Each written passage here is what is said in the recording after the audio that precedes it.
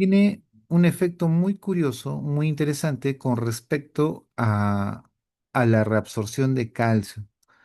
Recuerden, ¿por qué lo menciono acá? Si bien es cierto, el 70% de la reabsorción se da en el túbulo proximal, este 20% que se da en el asa de Henle es muy importante, ya que si yo uso inhibidores, en este caso, o diuréticos de asa, lo que voy a provocar, si bien es cierto, yo no reabsorbo sodio, produzco más diuresis, voy a hacer más pérdida de calcio, porque si ya no reabsorbo calcio, lo voy a orinar.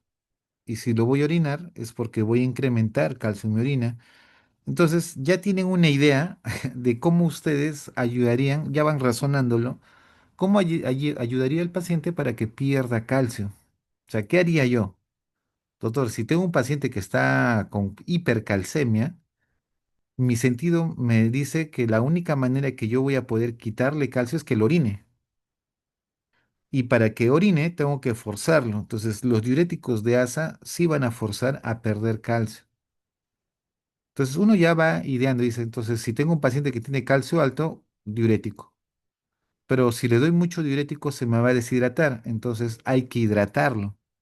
Lo hidrato al paciente y de a la par que uso diuréticos de asa, furosemida. Entonces le quito agua, lo hidrato y le quito agua, lo hidrato, le quito agua y de esa manera voy a forzar pérdida de calcio. El otro es el túbulo distal.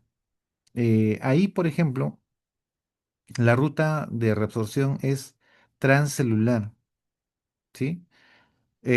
Por tal motivo, no es tan simple, ¿qué les digo? La eliminación del calcio. Por eso, por asa de Henle y bloqueando con diuréticos, genial, pero en el túbulo distal no mucho.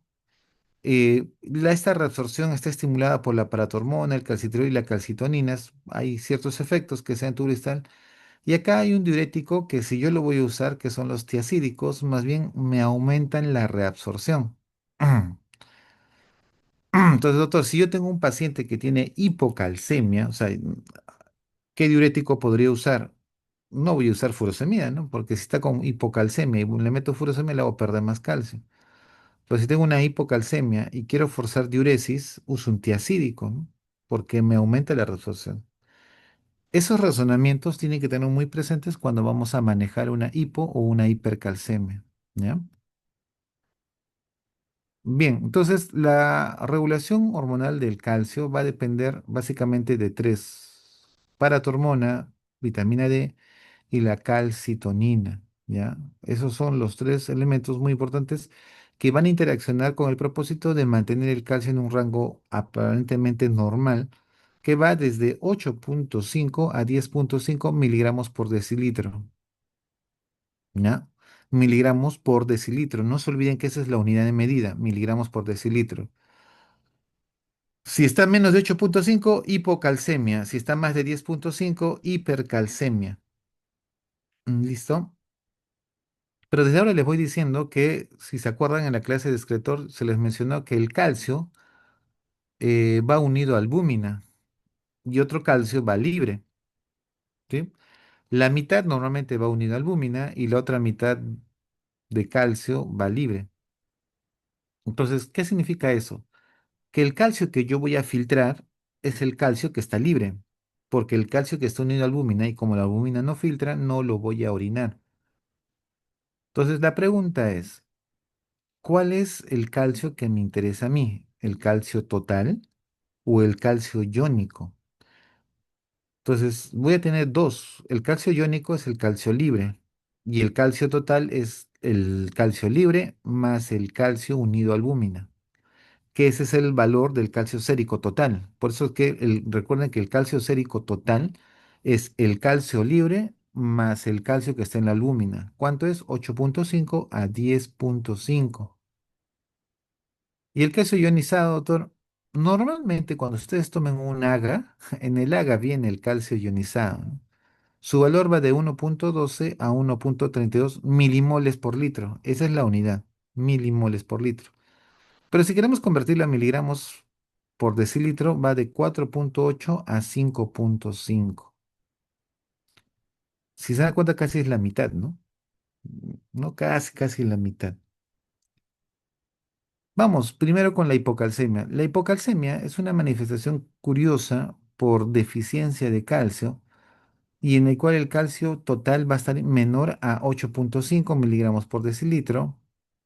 Y recuerden que acá tengo que corregir este calcio total en función a los niveles de albúmina. ¿Ya? O sea, porque ¿qué significa esto, no? Que si tengo deficiencia de albúmina, de hecho también voy a tener menor calcio, ¿no? Porque lo que voy a medir es el calcio iónico más el calcio que está en la albúmina.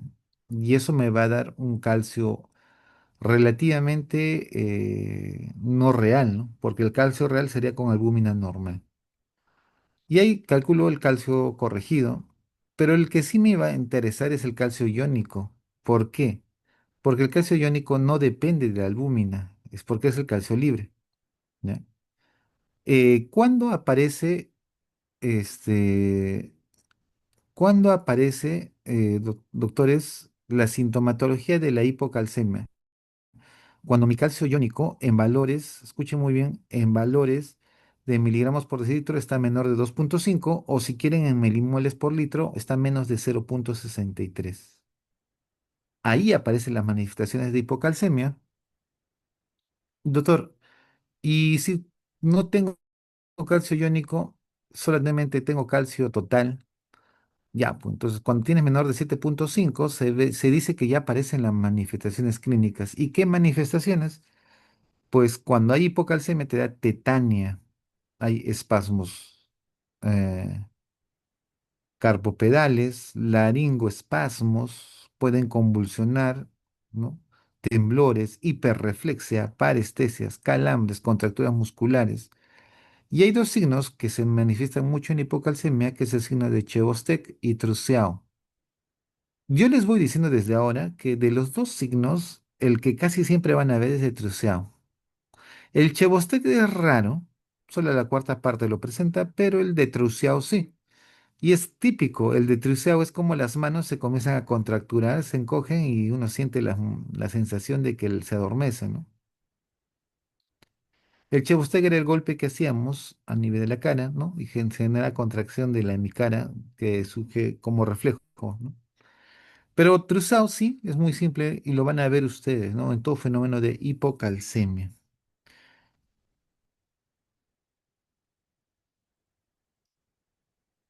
Ahora, esas manifestaciones agudas, pero también hay manifestaciones crónicas, ¿no? Por ejemplo, en pacientes que tienen cataratas, también pueden ser por causa de hipocalcemia, ¿no? Pero estas cataratas son curiosas porque son cataratas subcapsulares. Y a veces estos pacientes de forma crónica hacen edema de papila, ¿no? Cuando son hipocalcémicos crónicos. En la parte cardiovascular, yo les diré, hemos tenido casos de pacientes que han hecho muerte súbita por hipocalcemias crónicas. ¿Por qué? Porque su QT es alargado. Ya tiene un QTA bastante largo y los que tienen QT largo pueden desarrollar muerte súbita o cuadros de insuficiencia cardíaca. ¿Ya? Entonces, no es conveniente que una persona tenga hipocalcemia crónica, ¿ya? Puede haber problemas cardíacos, también neurológicos. Bueno, en la parte de la piel y los dientes, por ejemplo, tiene una piel seca, fragilidad unguial, se quiebran las uñas, alteraciones dentales, ¿no? En la parte neurológica puede causar como pseudotumores, alteraciones de la memoria, psicosis, ¿no? A veces los psiquiatras los evalúan y la causa es más que todo por hipocalcemia. Entonces, ¿cómo hago el diagnóstico de hipocalcemia? Lo primero que tienen que determinar es evalúen los niveles de albúmina. ¿Ya? El descenso de la calcemia total puede reflejar reducción de proteínas séricas, ¿no? O sea, no es que, básicamente no es que no puedas tener calcio, sino que como tu albúmina bajó, lo pierdes muy rápidamente. Entonces, si yo mejoro la albúmina, mejoro el calcio. Entonces, la fórmula de calcio corregido es igual a calcio medido, o sea, el calcio que les ha salido a ustedes, o lo que sale en el laboratorio, más la diferencia del calcio, de la albúmina normal menos la albúmina del paciente, ¿listo? Multiplicado por 0,8, ¿no? Todo eso lo sumo al calcio medido y me da el calcio corregido, ¿ya? Una vez que tengo el calcio corregido, Me va a dar el calcio real si la albúmina fuese básicamente 4, ¿no? O sea, si tuviese albúmina normal, ¿cuánto sería realmente su calcio, ¿no? Y eso me ayuda un poquito a tener precaución al manejo. Y otro es medir el calcio ionizado, ¿no? ¿Por qué? Porque el calcio iónico ya no depende de albúmina, ¿no? Pero ya me da un aproximado. Eh, si tengo un paciente que tiene albúmina baja, no se olviden de identificar su estado nutricional, si tiene una hepatopatía, de repente por ahí una enteropatía, pérdida de proteínas, ¿no? En intestinal o un síndrome nefrótico que le hace perder, básicamente. Entonces ahí pierdo yo albúmina, ¿no? ¿Cuál es el algoritmo diagnóstico, no? Básicamente, ah, ¿cómo evalúo la hipocalcemia? ¿No? La hipocalcemia la evaluamos básicamente en función al fósforo. Es bien curioso, ¿no? Si tengo hipocalcemia, primero háganse la pregunta, ¿cómo está mi albúmina? Si mi albúmina es normal o está baja. Si mi albúmina es normal, entonces voy a ver al fósforo. Si el fósforo está alto o está bajo, me va a indicar, porque recuerden que ante una hipocalcemia yo tendría que tener que fósforo alto, porque son opuestos, ¿no? Una hipocalcemia te causa hiperfosfatemia. Pero ¿qué pasa si tengo el fósforo bajo? Hay que ver si no hay deficiencia de magnesio, ¿ya? Porque si es deficiencia de magnesio también te baja el fósforo. Y si el magnesio está normal, hay que preguntarnos cómo está la reabsorción tubular de fósforo. Si es normal o está baja, ¿no? Lo asociaremos a la vitamina D. Entonces, de ahí me va dando diagnósticos, ¿no? Por ejemplo, si la absorción de fósforo está bajo, hay una tubulopatía renal, ¿no? Y ahí está el problema, ¿no? Si el problema es con la vitamina D y está baja o está alta, me da un raquitismo tipo 1A, ¿no? Que es vitamina D dependiente, un raquitismo tipo 2 o resistente a vitamina D. Entonces, ya voy buscando el diagnóstico. Y doctor, si el fósforo está alto, hay que ver cómo está la función renal. ¿Sí? Y en función a eso iré buscando el diagnóstico, ¿ya? Entonces, de esa manera nosotros vamos viendo las hipocalcemias, ¿no? Cómo se va definiendo y cómo se va presentando y hacia dónde se dirige el diagnóstico. El raquitismo, por ejemplo, y déficit de vitamina D es interesante porque acá tengo que ver yo el déficit nutricional.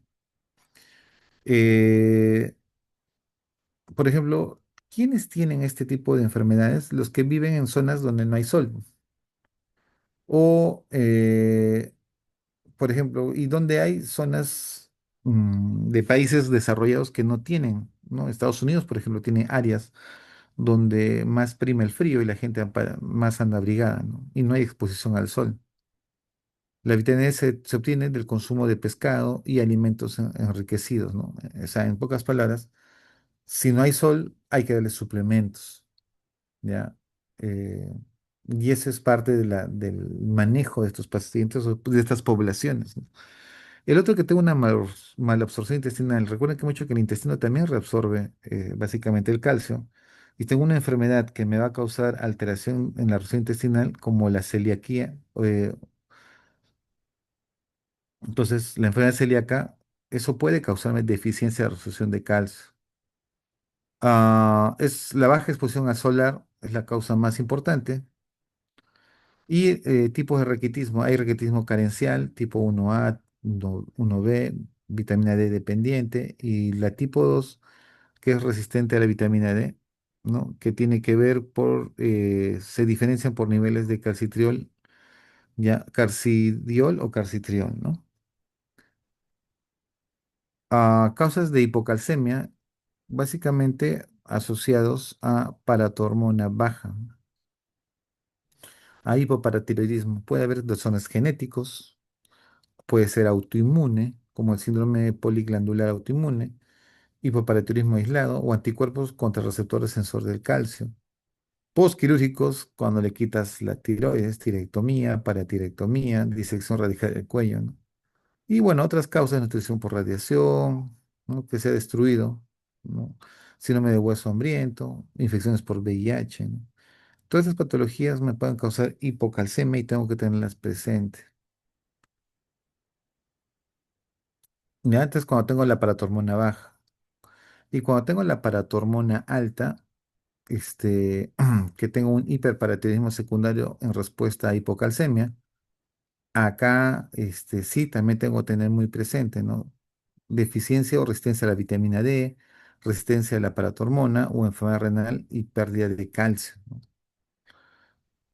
Entonces, esas son las causas que podrían explicar una hipocalcemia con paratormona alta en comparación con la que es baja. Entonces, doctores, si tengo hipocalcemia, ¿qué tengo que hacer? Darle calcio, ¿no? Y ahí uso el gluconato de calcio. Si bien es cierto, la cantidad de calcio que le da el gluconato no es tan alta, pero por lo menos ayuda a estabilizar un poquito la función de este paciente, ¿no?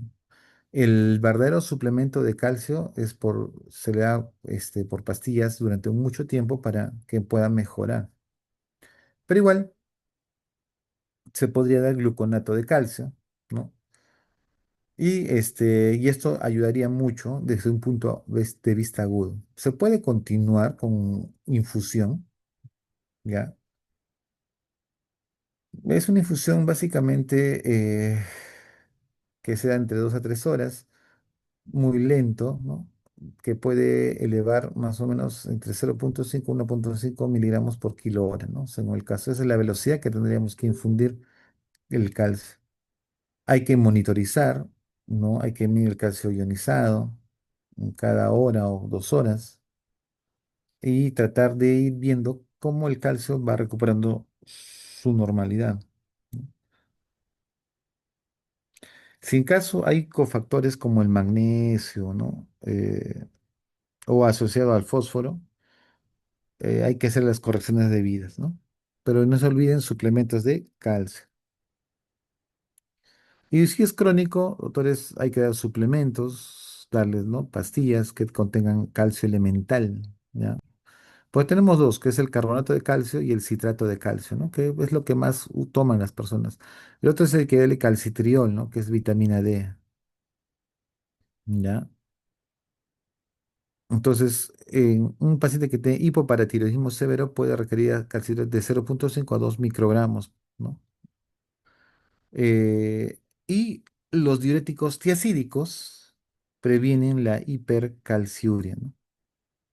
La paratormona recombinante también está indicado como complemento, más o menos 50 microgramos por día, subcutáneo, ¿no? Y se va ajustando 2 a 4 semanas, máximo, hasta máximo 100 microgramos, ¿no?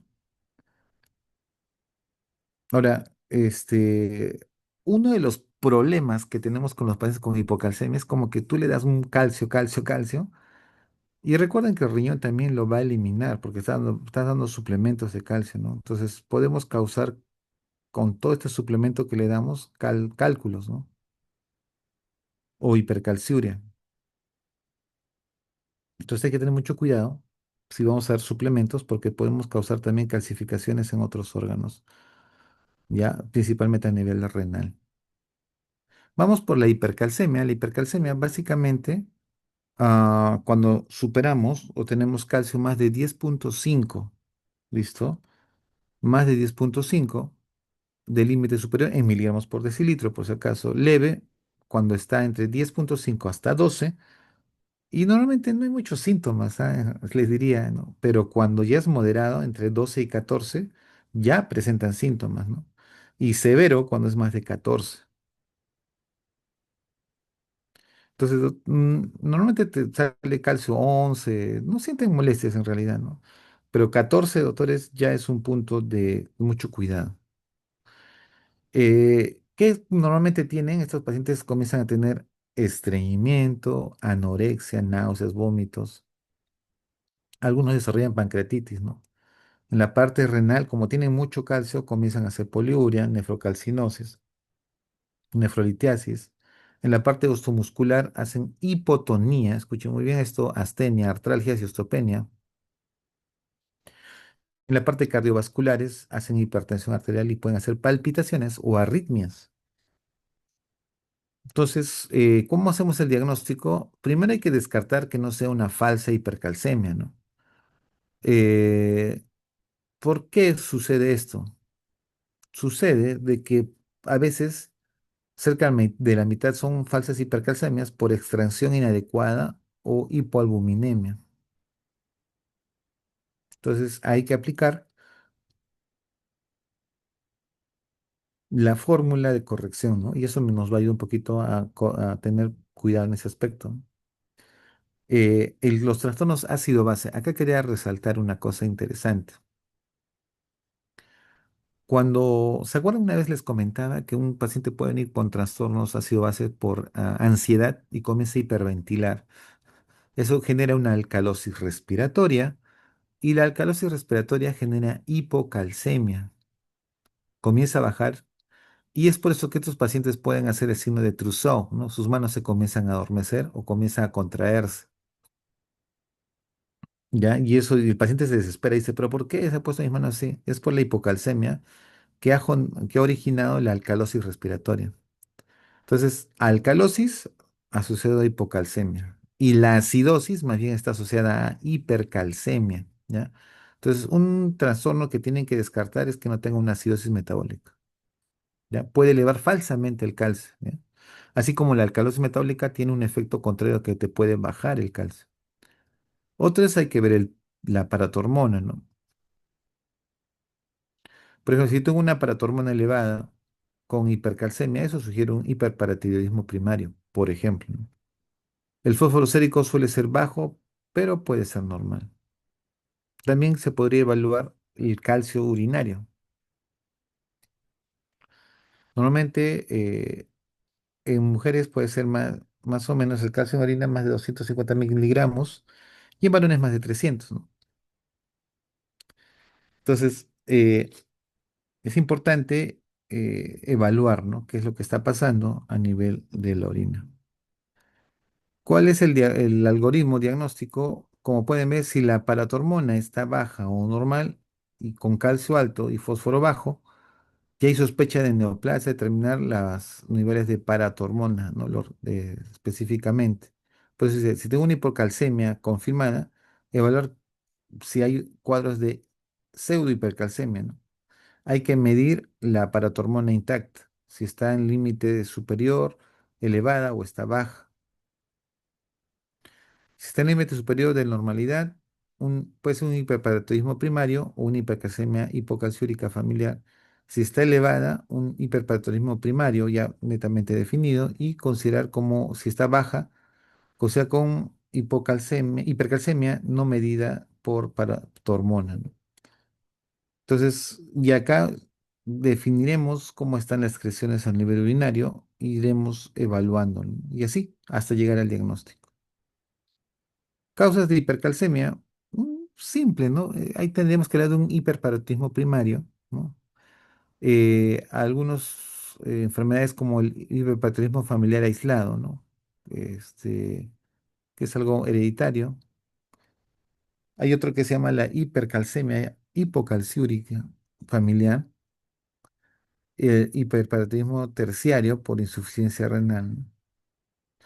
¿Qué medicamentos normalmente podrían provocarme, perdón, hipercalcemia, diuréticos tiacídicos, porque mejoraban la reabsorción de calcio? El litio, el teriparatide, abaloparatide, ¿no? Exceso de vitamina A o toxicidad con teofilina.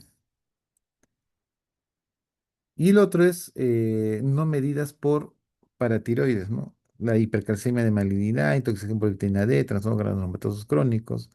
Y bueno, diversos, ¿no? Hasta el feocromocitoma te puede causar una hipercalcemia, hipertiroidismo, acromegalia, insuficiencia suprarrenal, inmovilización síndrome lácteo alcalino. Entonces, todas estas patologías pueden causarte hipercalcemia y lo tienen que sospechar. Tratamiento. ¿Se acuerdan que les dije? La idea es botar calcio. Hay que bajar el calcio de la sangre. ¿Cómo lo voy a hacer? Orinando. Entonces, primero hidratamos. Hidraten al paciente, ¿no? ¿Y cuánto? ¿Se hidrata bastante? Sí. Miren. Para un paciente con calcio más de 14, ¿se acuerdan que era severo? O tiene síntomas, ¿no? Más o menos se le da 200 a 300 mililitros por hora para que el paciente orine entre 100 a 150 mililitros por hora. O sea, acá la clave es que orine.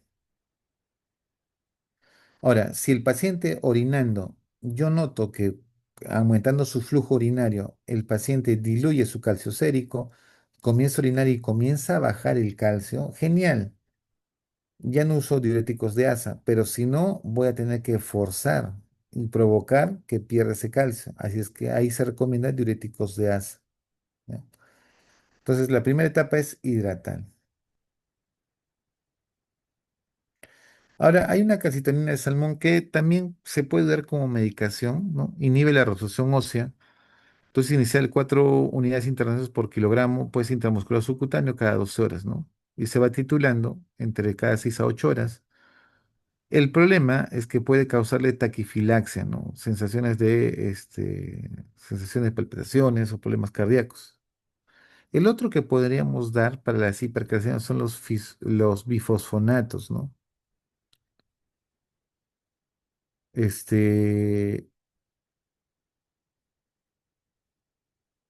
bueno, hay que tener mucho cuidado con estos bifosfonatos cuando tienes creatininas bastante elevadas, ¿no? El otro que podríamos usar son los famosos calcimiméticos, el sinasalcet, que podrían mejorar, ¿no? Pero la clave es hidratación y provocar diuresis, doctor. Y si lo hidrato y le meto ya de frente furosemida, sí, pues le vas a bajar más rápido el calcio, pero bueno, el protocolo dice si es que ves que con diuréticos orina bien, hay que esperar, ¿no? Pero siempre investigando cuál es la causa que llevó a la hipercalcemia. Entonces, no se olviden que los puntos claves del metabolismo del calcio es regulación compleja, ¿no? Diagnóstico preciso, hay que saber muy bien qué está pasando. El tratamiento es individualizado y hay que monitorizarlos, ¿ya? Es importante. Y con respecto al fósforo, creo que no es algo que nosotros corrijamos mucho, pero sí suplementamos, ¿ya? Porque si yo tengo hipocalcemia, voy a tener hiperfosfatemia, ¿no? Bueno, corrijo el calcio y van a ver cómo también corrige el fósforo. Pero cuando tengo deficiencia de fósforo, ahí sí tengo que suplementar, ¿no? Entonces el fósforo representa el 1% del peso corporal, el 85% en los huesos, esqueleto y dientes, menos del 1% del líquido extracelular, ¿no? En el plasma. En el plasma, el fosfato existe en su forma inorgánica, que es fósforo inorgánico, vamos a poner como símbolo PI, y el otro es el fósforo orgánico, ¿no? Su concentración más o menos en miligramos por decilitro va de 2,8 a 4,5. Si lo quieren en milimoles por litro, también 0,8 a 1,44. Tiene que haber un balance de consumo estándar, más o menos entre 800 a 1.200 miligramos de fósforo por día en la dieta. En caso de los adultos, el balance de fósforo básicamente inorgánico es cero. La absorción intestinal iguala la excreción renal, ¿no? Y se mantiene el balance cero, en realidad, ¿no? Las pérdidas deben ser iguales a las ganancias.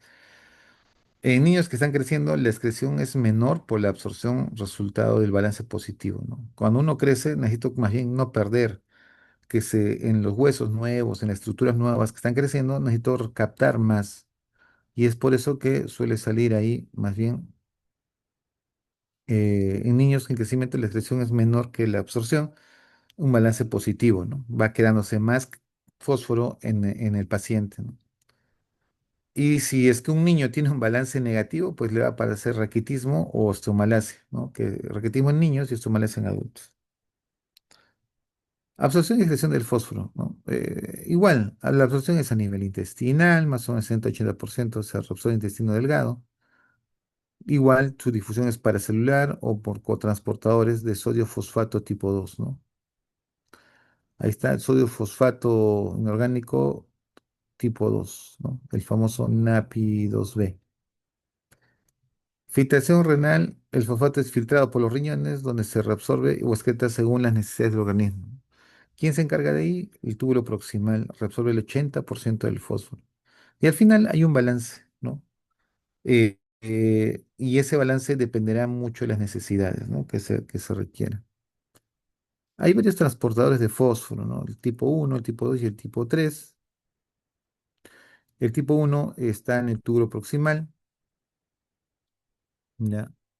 y depende mucho de la bomba sodio-potasio ATPase en la membrana vasolateral. La tipo 2 hay tres isoformas, 2A y 2C expresadas exclusivamente en turo proximal y el 2B a nivel del pulmón e intestino delgado, ¿no? Tiene que ver con la reabsorción de fosfato.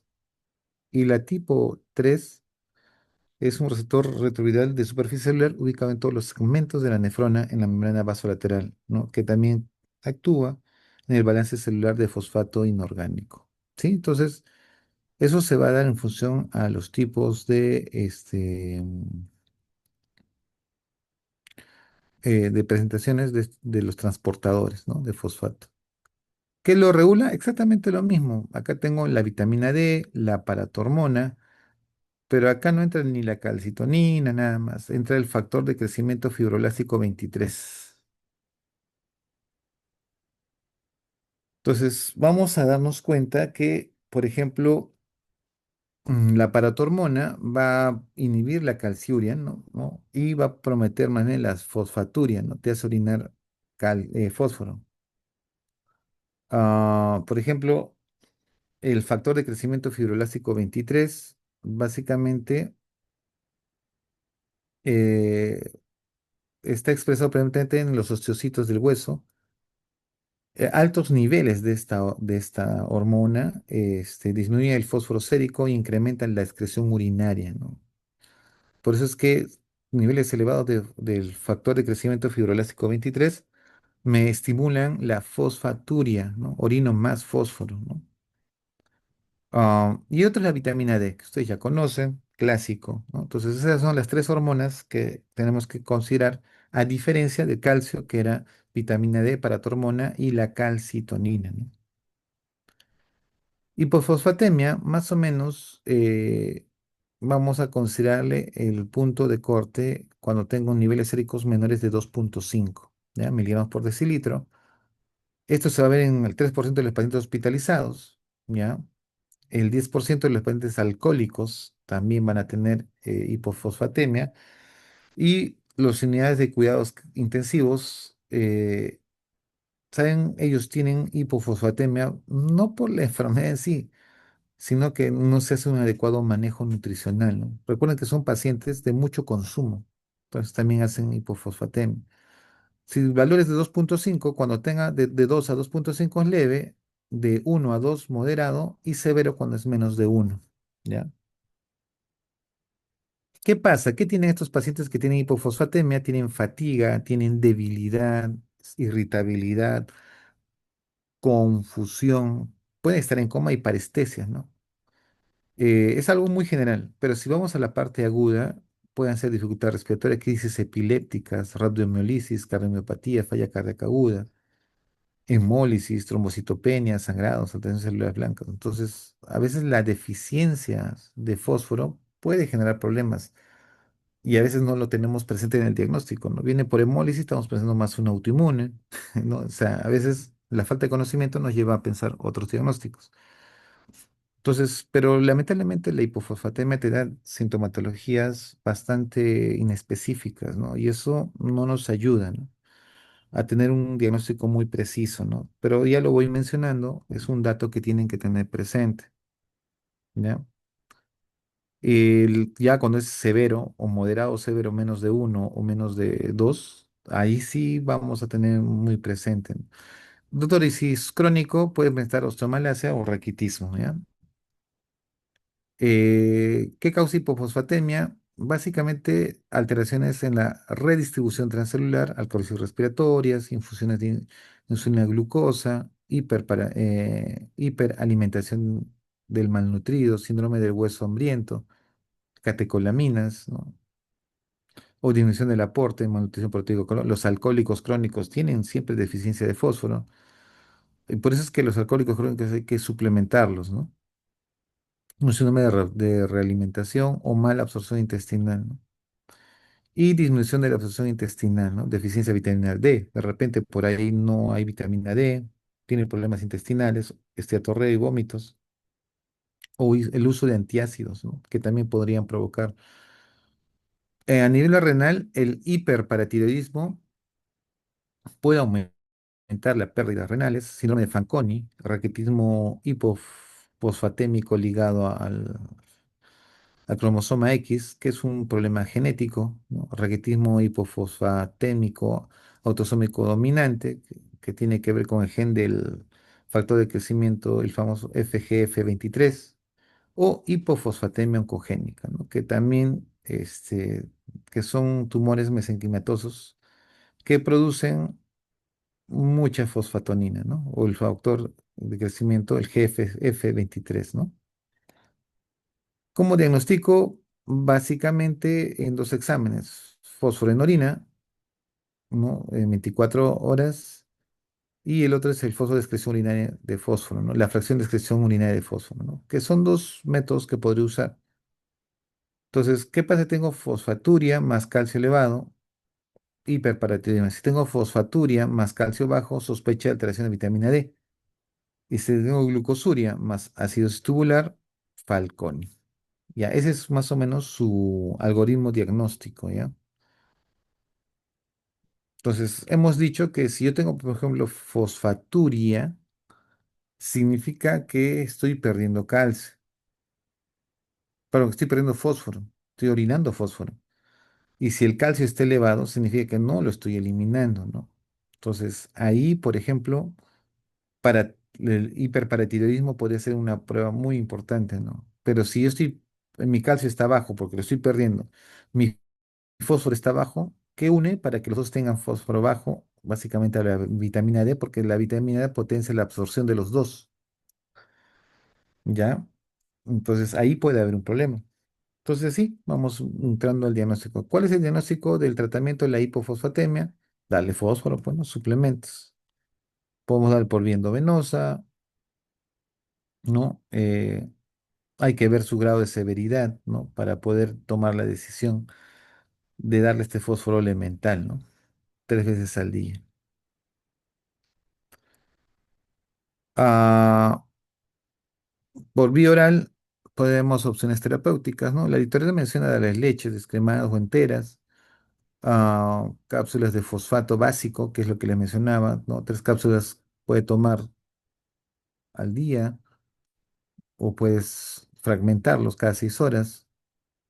Fosfato básico en solución, que también podría endovenosa. Solo que el fósforo, si tú le das fósforo, a veces les puede causar diarreas, ¿no? Hay que tener cuidado en aumentarles mucho el fósforo. Y recuerden que si aumentamos el fósforo, puedes causarle hipocalcemia, ¿no? Y también puedes causarle hiperpotasemia, ¿no? Tengan cuidado, hay que tener calculado muy bien la dosis.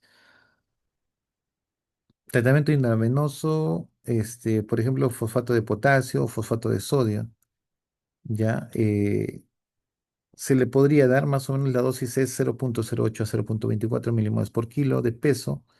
Se puede dar entre 3 a 2 veces al día, ¿no? Y los que tienen hiperalimentación, para evitar el síndrome de realimentación, por ejemplo, el Ensure contiene 450 miligramos de fósforo por cada 1000 calorías infundidas, ¿no? Hay que ver su estado de ácido base, la función renal, los electrolitos, siempre monitorizando los niveles de fósforo, ¿ya? Se puede dar suplementos, ¿no? Básicamente, ¿no? Puede ser por vía oral, como repito, puede ser por vía intravenosa. La hiperfosfatemia, básicamente, ya para finalizar, doctores, se define como el fósforo sérico que está más de 4,6. Otros dicen más de 5,5, pero bueno, la idea es que otros dicen más de 5. Hay que ver el punto de corte que se les pone en el laboratorio, ¿no? ¿Qué pueden tener estos pacientes? Eh, Normalmente tiene alteración en el metabolismo del calcio. La hiperfosfatemia se acompaña de hipercalcemia, perdón, de hipocalcemia, porque hay muchos que son opuestos. Si hay hiperfosfatemia e hipocalcemia, puede ser disminución de la síntesis de calcitriol, precipitación tisular de calcio, disminución de la absorción intestinal de calcio, ¿no? Entonces, siempre asocien el fósforo con calcio. Ese es el punto clave. Los pacientes que tienen enfermedad renal crónica se caracterizan porque tienen hipocalcemia. Por eso es que a los pacientes renales crónicos les damos suplementos de calcio. Y doctor, si tiene hipocalcemia, ¿qué me va a desarrollar? Hiperfosfatemia, pues, ¿sí? Entonces, ¿qué pasa cuando tengo hiperfosfatemia secundaria a una enfermedad renal calcio? Eso va a estimular la formación de placas ateroscleróticas y calcificación vascular. Y eso me va a empeorar, sí, doctores, porque mis vasos se van a poner más rígidos, ¿ya? Y eso me puede generar mayor hipertensión, ¿no? Entonces, eso pasa cuando tengo hiperfosfatemias crónicas en pacientes renales, ¿no? Hiperfosfatemia, básicamente disminución de la excreción renal, falla renal, un hipoparatiroidismo, un pseudo hipoparatiroidismo tipo 1 y tipo 2, intoxicación por vitamina D, a veces le damos mucho calcitriol al paciente, acromegálicos, hipertiroidismo, a veces darles bifosfonatos podría incrementar los niveles de fósforo, ya ingesta y absorción ah, incrementada, ¿no? Incremento de entrada de fósforo y los famosos pseudo hiperfosfatemia, ¿no? Por ejemplo, eso se va a ver en quienes que tienen hiperlipidemia, hiperbilirurinemia, hiperglobulinemias o lemonicismo que está contaminada la muestra, ¿no? Entonces hay que tener cuidado porque si fuese ese el caso de que no vamos a bajarle el fósforo, ¿no? Porque hay que volver a observar y repetir otra vez los análisis. Tratamiento, básicamente, aquí es bien curioso porque la idea de la hiperfosfatemia aguda, listo, de la crónica, son un poco diferentes, y de la severa, ¿no? Son tres escenarios que vamos a enfrentar. Si es aguda, igual, solución salina normal para forzar diuresis.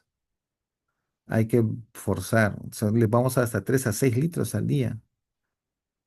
¿Se puede alcalinizar la orina? Sí, porque se ha visto que con pHs más alcalinos podríamos mejorar la eliminación de fósforo.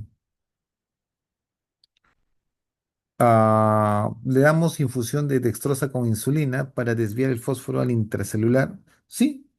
¿Se acuerdan que eso también se pasaba con el potasio? ¿No? Le damos dextrosa con insulina para que el potasio se introduzca dentro de la célula, para que la insulina actúe y no cause hipoglicemia. También ayuda un poquito en la hiperfosfatemia, ¿no? Donde no funciona, diálisis, ¿no? Para así le sacamos el fósforo. Y si es crónico, netamente tenemos que restringirle en la dieta, fijadores de fosfato, ¿no? Carbonato de calcio hay que darle. ¿Por qué? Porque muchas veces esa hiperfosfatemia es por deficiencia de calcio. Le damos suplementos de calcio y se corrige la hiperfosfatemia crónica, ¿no? O le damos acetato de calcio, que también es otro elemento, o clorhidrato de carbonato, ¿no? Que también podría ayudar. Doctor, y si es una hiperfosfatemia severa, ah, si es una hiperfosfatemia severa, administración corta de hidróxido de aluminio con cada comida y la elección de fijador depende del nivel sérico de calcio. Entonces, acá el hidróxido de aluminio podría ayudar, ¿ya? Ese es un elemento importante que podrían usar. Entonces, en general, bajemos la ingesta de fósforo, el uso de fijadores para minimizar la reabsorción intestinal, ¿no? Bloqueo y darle volumen para que orine y elimine, ¿no? Y otros, si quieren, dextrosa con insulina para mejorar la hiperfosfatemia hasta que pueda ser orinada, ¿no? Bien, preguntas, doctores, hasta aquí. Entonces, es importante, doctores, que recuerden que siempre manejen calcio con fósforo juntos, ¿no? A veces el fósforo reacciona en función al calcio. Entonces, doctor, tiene hipocalcemia, va a ser hiperfosfatemia. No hay más que hacer que corregir el calcio y solito el fósforo también se va a regular, ¿no? Bien, ¿alguna pregunta? Si no hubiese pregunta, doctores, más bien agradezco su tiempo y bueno, terminamos con esta clase.